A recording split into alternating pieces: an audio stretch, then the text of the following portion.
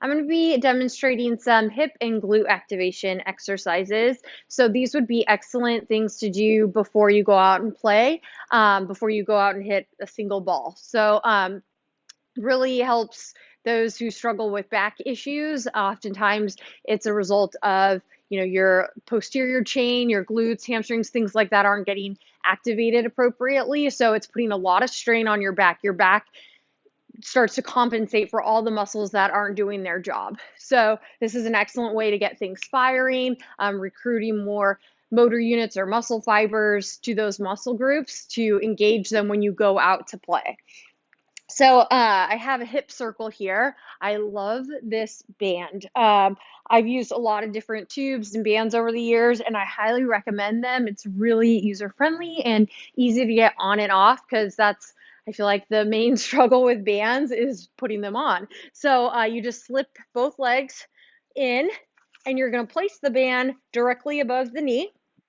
You're going to get into about a quarter squat here, and I want you to bow those knees out. So that immediately is going to activate your glute medius, which is the most underactive muscle in the glute group. So not allowing your knees to cave in. So being conscientious of those knees throughout the exercise the entire time. So you're going to start about a foot apart with the feet, and you're going to step about 2 feet, then bring the other foot in back to that foot. So you're constantly having resistance. You're not coming all the way together and getting a break. You're going to be stepping out and stepping in, but still resisting the band, keeping those knees bowed out. Okay, so you're going to do about 20 steps, staying in that quarter squat the whole time. So not coming up, bouncing. That's a whole different exercise. But for today, we're going to stay in that quarter squat. So you're going to do 20 to the right, then come back, 20 to the left. All right, when you're done with that, the next one is going to be a front walk with a zigzag. So again, coming down into that quarter squat, you're going to step laterally out with your right foot, then bringing the left foot in with, again, that foot gap. So then out with the left, out with the right, and you're going to do 20 total. So 10 on each side. Then you're going to just simply bring it back. So laterally out, and then back to center. All right, so for 20 steps total. After that, and this is back to back to back to back, so not really any rest period unless you absolutely need it. You're going to do a hip abduction. So 20 hip abductions on each side. So if you need something to balance with, stand, grab hold of something, but you're going to kick out 20 reps with one leg and then 20 reps with the other. And then moving to the hip extension, so kicking it back. So back for 20 reps, squeezing the glute at the top or at that peak contraction, okay? And then other side.